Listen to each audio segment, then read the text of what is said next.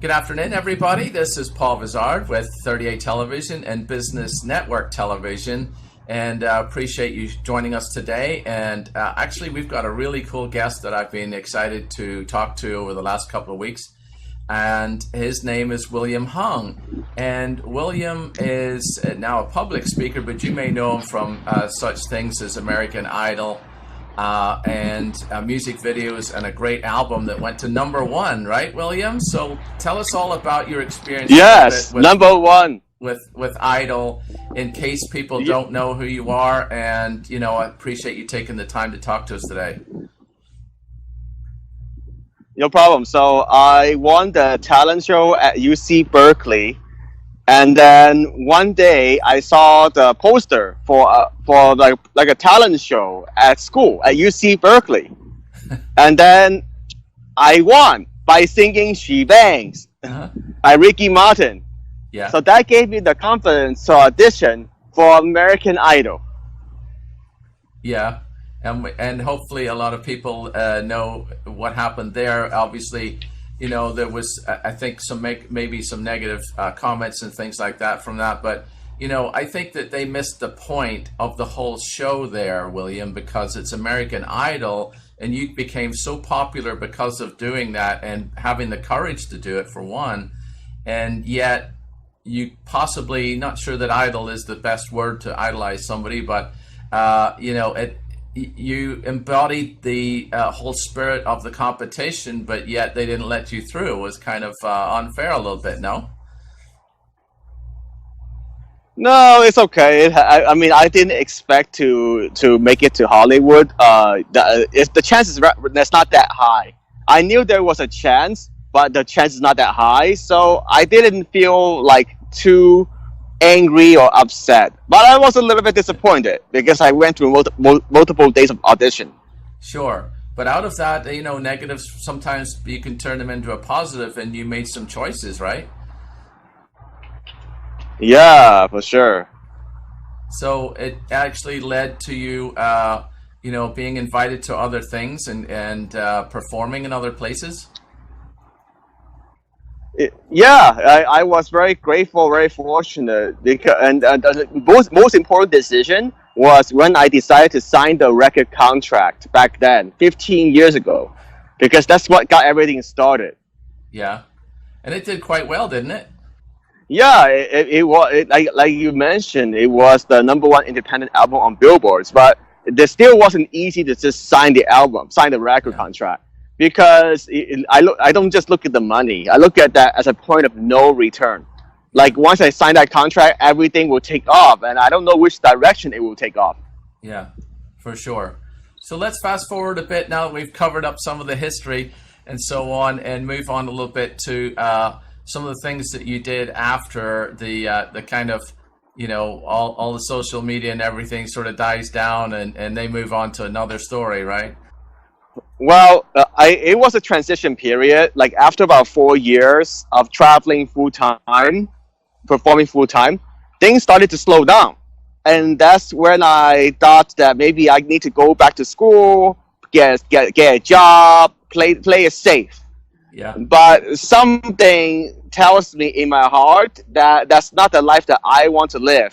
And I came to realize that in the last 2 years, because my friend reminded me of my success from my first album, Inspiration. She told me how I had inspirational messages in between the songs.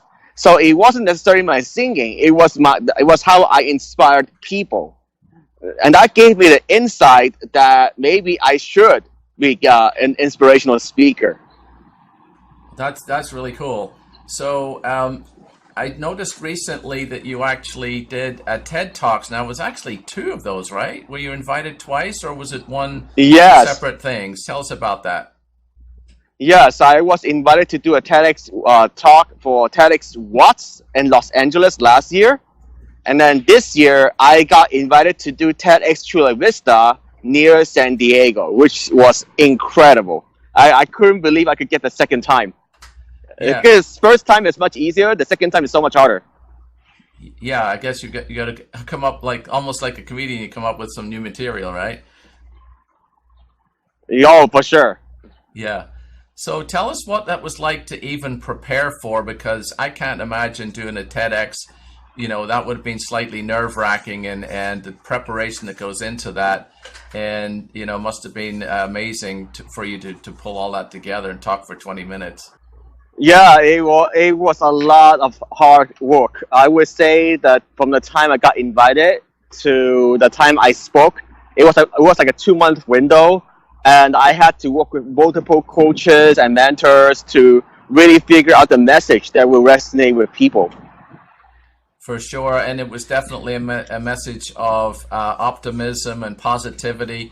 And I know that you put a smile on people's faces every time they know who you are and everything. So that's really exciting. And is that on your website to where they can go watch those or link to them? Because I would encourage people to Yes, go do that. yes, yes. So just for the listeners, people listening, from the time of this recording, they only put up my new video for TEDx Talk yesterday. So I Oh, just got it upload. I just got it updated like not too long ago. oh, great. Well, we're privileged to premiere that then for you. A little bit of an exclusive there, huh? Yeah. That's great. And Ah. so, what would you say the main message for that TEDx would be, so that it would explain to the folks before they go to see the video? Absolutely. The main message is choose to be happy. How do you be resilient? And the solution is to choose what brings you joy each day. It's complex and simple at the same time. It's complex because, as we all know, it's not easy to be consistently happy, but it's simple Gotcha. in terms of like having that choice, right? We are conscious about the way we live our lives. Like, why are we not spending more time doing what brings us joy? Why are we living on someone else's terms? Why are we living someone else's life instead of our own? For sure. I mean, no, a truer word was never said just now. So, I mean, bring yourself joy every Uh-huh. day. Why be miserable? For sure, for sure. There's no doubt about that. So, Yeah, so yeah.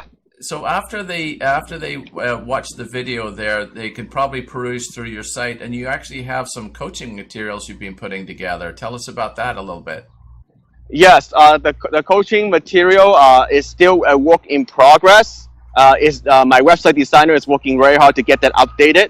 But in the meantime, you get to see the all the testimonials, some of the speaking clips, and even some of my insights that I share during an interview with another world champion of public speaking when I Oh visited wow! Singapore last year. Oh, excellent! So you get to see the way I look at the storytelling, the messaging, and all that. Yes. Wow. Well, I'm looking forward to seeing that as well, William, and excited for you, and excited to talk to you today. It's been a real pleasure, and we hope that the folks that are watching go check you out at William.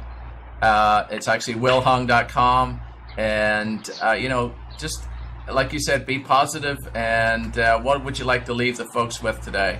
The most important thing is how to become a champion in other people's hearts, and you do that by discovering and leveraging your talent so that you can become who you are meant to be, so that you can find that true happiness inside. I believe that happiness starts with you first, because if you're not happy, it's hard to spread happiness to other people. Yeah, for sure. You're absolutely right on there, William. And again, it's been a pleasure talking to you. And I hope we can have you as a guest on sometime soon when we do another show. In the meantime, this is Paul with 38 Television and Business Network Television. And I think William just said it perfectly. Please be happy.